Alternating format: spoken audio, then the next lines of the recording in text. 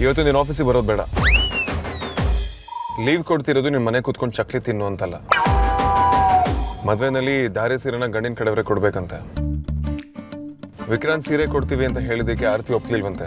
So ನಾನು ಮನೇಲೆ ಕೂತು ಅಕ್ಕಂಗೆ ಒಪ್ಸ್ಬೇಕು ಅಷ್ಟೇ ತಾನೆ? Okay boss. Hello drama queen, ಪೂರ್ತಿ ಮಾತು ಕೇಳೋವರೆಗೂ ಪೇಷನ್ಸ್ ಇಲ್ಲ. ನೀನು ಯಾವಾಗಲೂ ಕೆಲ್ಸಕ್ಕೆ ಚಕ್ಕರ್ ಹಾಕೋದಕ್ಕೆ ಕಾಯ್ತಿರ್ತಿ ಅಂತ ನಂಗೆ ಚೆನ್ನಾಗಿ ಗೊತ್ತು. ಇದ್ಯಾಕೋ ಔಟ್ ಆಫ್ ಸಿಲೆಬಸ್ ಅನಿಸ್ತಿದೆ. ಆದ್ರೂ ರಜಾ ಕೊಟ್ಟಿದ್ದೀರೋ ಅನ್ನೋ ಖುಷಿಗೆ ಮಾಫಿ ಮಾಡ್ತಿದ್ದೀನಿ. ಆಯ್ತು, ಅದೇನು ಅಂತ ಹೇಳಿ. ನೀನು ನಿಮ್ಮ ಅಕ್ಕನ ಕನ್ವಿನ್ಸ್ ಮಾಡಿ ಸ್ಯಾರಿ ಶೋರೂಮ್ಗೆ ಕರ್ಕೊಂಡು ಬಂದು ಸೀರೆ ನೋಡಬೇಕು. ಆಯ್ತು, ಇದೇನು ದೊಡ್ಡ ಡೀಲ್ ಅಲ್ಲ. ಆದ್ರೆ ಗಂಡಿನ ಮನೆಯವರು ಕೊಡ್ಬೇಕು ಅನ್ನೋದು ಶಾಸ್ತ್ರ ಅಂದಮೇಲೆ ನಾನು ಒಬ್ಳೇ ಇದ್ರೆ ಚೆನ್ನಾಗಿರಲ್ಲ. ನೀವು ಬನ್ನಿ ಅಲ್ಲ. ಏನಾದರೂ ಹೇಳಿದ್ರೆ ಸರಿ ಆಯ್ತು ಅಂತ ಒಪ್ಕೊಂಡು ಮಾಡೋ ಅಭ್ಯಾಸನೇ ಇಲ್ಲ ಅಲ್ವಾ ನಿನಗೆ? ನನಗೆ ಬೇರೆ ಕೆಲಸ ತುಂಬ ಇದೆ, ಅದನ್ನ ಬಿಟ್ಟು ಈ ಸೀರೆ ಅಂಗಡಿ ಬಂದು ಕುತ್ಕೊಳ್ಳೋದಕ್ಕೆ ನನ್ನ ಹತ್ರ ಟೈಮ್ ಇಲ್ಲ. ಅಂದ್ರೆ ನಾವು ಓದ್ಲ ಹೊಡೆಯೋರು ಅಂತನಾ? ಹಲೋ, ನಾವು ಹೆವಿ ಬ್ಯುಸಿ ಇರ್ತೀವಿ, ನಮಗೂ ಸೀರೆ ಅಂಗಡಿಗೆಲ್ಲ ಬರೋದಕ್ಕಾಗಲ್ಲ ಬಿಡಿ. ಬೆನ್ನಿಗೆ ಬಿದ್ದಿರೋ ಬೇತಾಳ ಅಂತಂದ್ರೆ ನೀನೆ. ಯಾವುದಾದ್ರೂ ಒಳ್ಳೆ ಶೋರೂಮಿಗೆ ಹೋಗಿ ಲೊಕೇಶನ್ ಕಳಿಸು, ಬರ್ತೀನಿ. ಇದು ಇದಪ್ಪ ಮಾತು ಅಂದ್ರೆ.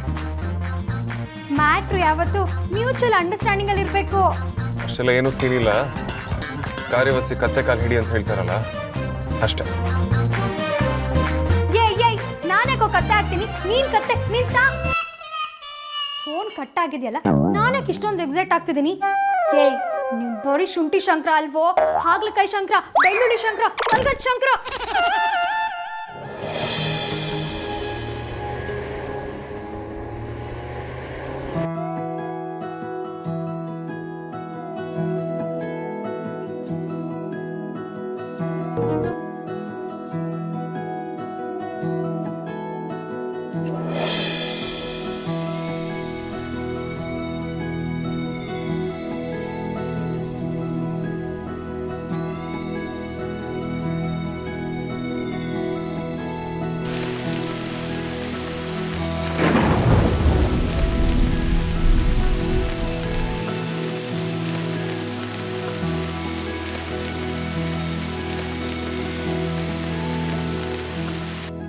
ಇಲ್ಲಿವರೆಗೂ ಈ ವೇದಾಂತ ತಲೆಗಿಳಿಯೋ ಧೈರ್ಯನ ಯಾವ ಹುಡುಗಿನೂ ಮಾಡಿರಲಿಲ್ಲ.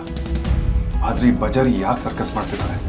I hate this, I hate it. But ನನ್ಗೆ ಯಾಕೆ ಈ ಥರ ಆಗ್ತಿದೆ? No, this should not happen. ನನ್ನ ತಲೆಯಲ್ಲಿ ಯಾರು ಬರಬಾರ್ದು. ನಾನು ಏನಾದರೂ ಮಾಡಲೇಬೇಕು. ಇನ್ನು 7 ಡೇಸಲ್ಲಿ ಪ್ರಾಪರ್ ರೀಸನ್ ಹುಡುಕಿ ನೀನು ಟರ್ಮಿನೇಟ್ ಮಾಡ್ತೀನಿ, ನೋಡ್ತೀನಿ. ಒಂದ್ ವೇಳೆ ಆಗಿಲ್ಲ ಅಂದ್ರೆ? ಹಾಗೆ ಆಗುತ್ತೆ. ಒಂದು ವೇಳೆ ಆಗಲಿಲ್ಲ ಅಂದರೆ ನಾನು ನೀನು ಹೇಳ್ದಾಗ ಕೇಳ್ತೀನಿ. ಎಸ್, ಅವಳು ಹೆವಿಯಾಗಿ ಟಾರ್ಚರ್ ಕೊಡೋದಕ್ಕೆ ನನಗೆ ಅವಳು ನೆನಪಾಗ್ತಿರೋದು. ಅವಳನ್ನ ಟರ್ಮಿನೇಟ್ ಮಾಡಿದ್ರೆ ಎಲ್ಲ ನಾರ್ಮಲ್ ಆಗುತ್ತೆ. ಎಸ್, ನಾನು ಕೊಡೋ ಚಾಲೆಂಜ್ನ ಅವಳು ಹೇಗೆ ತಡ್ಕೊಂತಾಳೆ ನಾನು ನೋಡೇ ಬಿಡ್ತೇನೆ. ವಿಕ್ರಾಂತ್, ಇದೆಲ್ಲ ನಿನಗೋಸ್ಕರನೇ ಮಾಡಿದೆ. ನಿನ್ನ ಆರತಿ ಮದುವೆ ಒಂದಾಗಲಿ, ಆಮೇಲಿದೆ ಬಜಾರಿಗೆ. ಅವಳು ನನ್ನ ಲೈಫಲ್ಲಿ ಇರಬಾರ್ದು. ಹಾಗೆ ಮಾಡ್ತೀನಿ.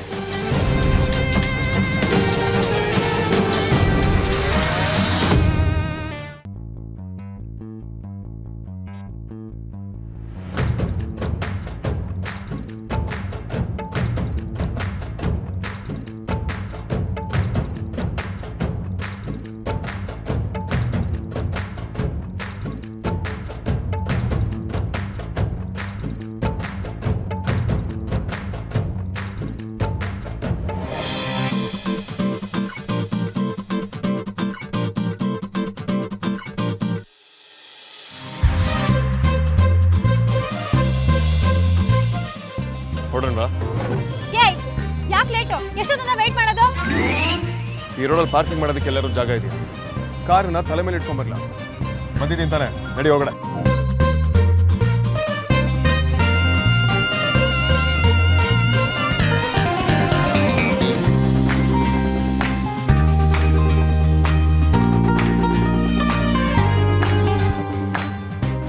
ಬೇಗ ಸೀರೆ ತಗೋ. ಅರ್ಜೆಂಟ್ ಮಾಡಬೇಡ. ಸೀರೆ ಸೆಲೆಕ್ಟ್ ಮಾಡೋದು ಅಂದರೆ ಪೇಪರ್ ಮೇಲೆ ಸೈನ್ ಮಾಡ್ದಂಗಲ್ಲ. ಡಿಸೈನು, ಕಲರು, ಸೆರಗು, ಜರಿ ಎಲ್ಲ ಇಷ್ಟ ಆಗಬೇಕಾಗುತ್ತೆ. ಇಷ್ಟ ಆದಮೇಲೆ ರೇಟ್ ಹೊಂದಬೇಕಾಗುತ್ತೆ. ಎಕ್ಸ್ಕ್ಯೂಸ್ ಮೀ, ಪೇ ಮಾಡ್ತಿರೋದು ವೇದಾಂತ. ಆರ್ತಿಗೆ ವಿಕ್ರಾಂತಿಗೆ ಯಾವ್ದು ಇಷ್ಟ ಆಗುತ್ತೋ ಅದನ್ನೇ ತಗೋ. ಸುಮ್ಮನೆ ಯೋಚನೆ ಮಾಡಿ ಟೈಮ್ ವೇಸ್ಟ್ ಮಾಡಬೇಡ. ಅದೆಷ್ಟಾರೋ ದುಡ್ಡಾಗಲಿ ನಾನು ಕೊಡ್ತೀನಿ. ಅಲ್ವಾ? ಕರೆಕ್ಟೇ. ನಿನ್ನಂತ ಬ್ಯಾಂಕು ಬ್ಯಾಗಲ್ಲೇ ಇರುವಾಗ ನನಗೇನು ಚಿಂತೆ? ಸರಿ ಬಾ. ಎಕ್ಸ್ಕ್ಯೂಸ್ ಮೀ, ನೀನೇ ಹೋಗು, ನಾನು ಇಲ್ಲೆಲ್ಲೋ ಇರ್ತೀನಿ. ಇಲ್ಲಿವರೆಗೂ ಬಂದು ಇಲ್ಲೇ ಎಲ್ಲೋ ಇರ್ತೀನಿ ಅಂದ್ರೆ ಹೇಗೆ? ಸೆಲೆಕ್ಟ್ ಮಾಡೋದಕ್ಕೆ ಹೆಲ್ಪ್ ಮಾಡು. ಎಕ್ಸ್ಪೀರಿಯನ್ಸ್ ಆದ್ರೆ ಮುಂದೆ ನಿನ್ ಮದ್ವೆಲೂ ಹೆಲ್ಪ್ ಆಗುತ್ತೆ. Just shut up. ಒಂದು ಹುಡುಗಿ ಜೊತೆ ಇಷ್ಟು ಜನ ಹೆಣ್ಮಕ್ಳು ಕೆಲಸ ಮಾಡೋ ಜಾಗ ಬಂದಿರೋದೇ ದೊಡ್ಡ ವಿಷಯ. ಸುಮ್ಮನೆ ಹೇಳ್ದಷ್ಟು ಕೇಳು. ಶುಂಠಿ ಶಂಕರ. ಏಯ್,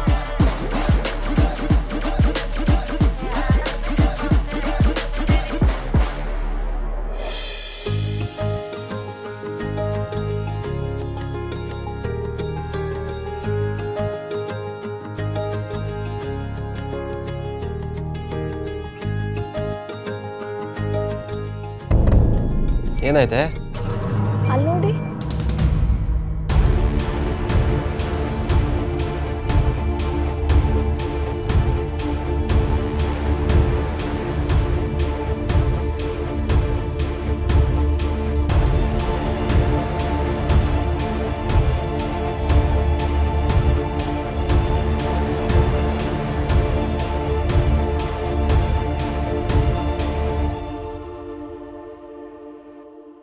ಅಣ್ಣ, ಅವರು ಪರ್ಚೇಸಿಂಗಲ್ಲಿ ಬ್ಯುಸಿ ಇದ್ದಾರೆ, ಎಲ್ಲೋಗ್ತಾರೆ? ಬಾ, ಬರ್ತಾರೆ. ಅಷ್ಟು ನಾವು ಸೀರೆ ನೋಡೋಣ.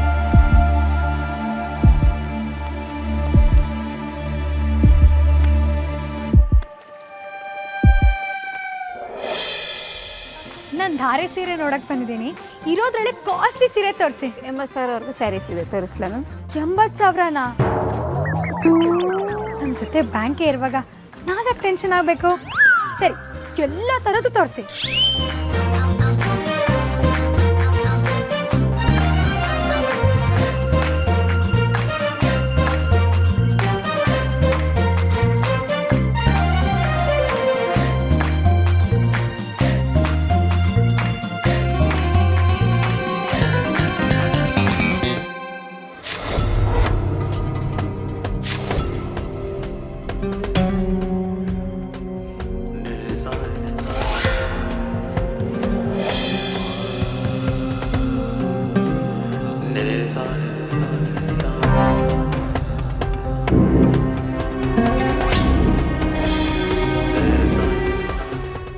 ಆರತಿ, ನಮ್ಮ ಸೇಟು ಅಂಗಡಿಗೆ ಹೋಗೋಣ ಅಂತಂದರೆ ಇಲ್ಲಿ ತುಂಬ ಚಾಯ್ಸ್ ಇದೆ ಅಂತ ಕರ್ಕೊಂಡು ಬಂದೆ.